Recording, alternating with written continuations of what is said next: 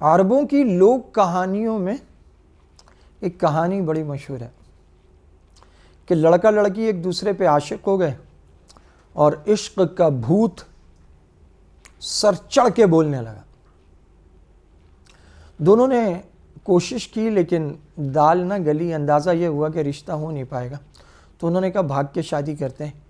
تو لڑکی نے کہا کہ میرے پاس ایک بہت تیز رفتار اونٹنی ہے، میں رات لے کے ندی کنارے آ جاؤں گی، ندی پار کریں گے، نکل جائیں گے، صبح ہونے تک تو ہم ان سب کے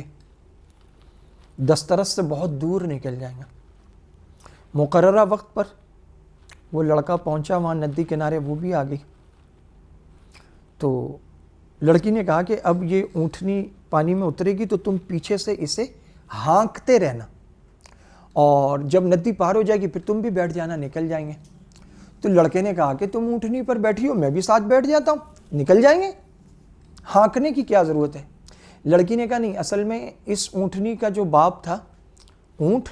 وہ بھی ہمارا ہی پالتو اونٹ تھا،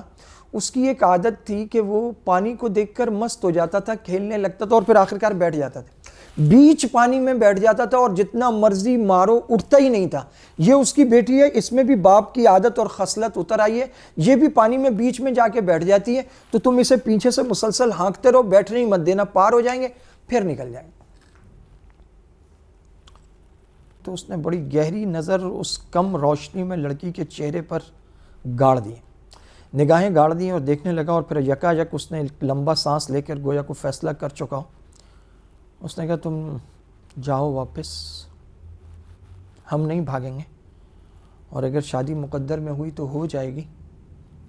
نہ ہونی ہوئی تو نہ صحیح۔ لڑکی نے کہا کہ یہ تمہیں یکا یک کیا ہوا، ہم نے مل کر یہ فیصلہ کیا ہے کہ ہم بھاگ رہے ہیں اور ہم شادی کر رہے ہیں۔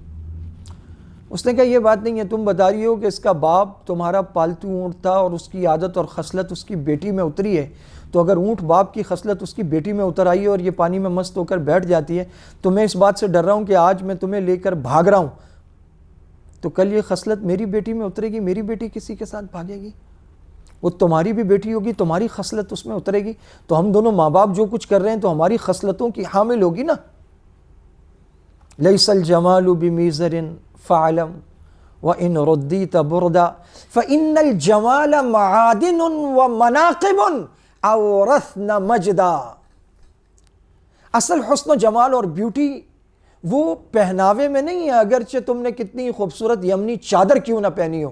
اصل خوبصورتی تو آباء و اجداد سے نسل در نسل منتقل ہونے والی وہ خوبصورت صفات، خصال اور عادات ہیں جو آپ کو خوبصورت بناتی ہیں، جو آپ اپنے آباء و اجداد سے وراثت میں پاتے ہیں۔ تو کچھ بھی کرنے سے پہلے سوچنا چاہیے کہ یہ عادات کہاں منتقل ہوں گی اور بات کہاں تک جائے گی۔ اچھا اخلاق اور اچھا کردار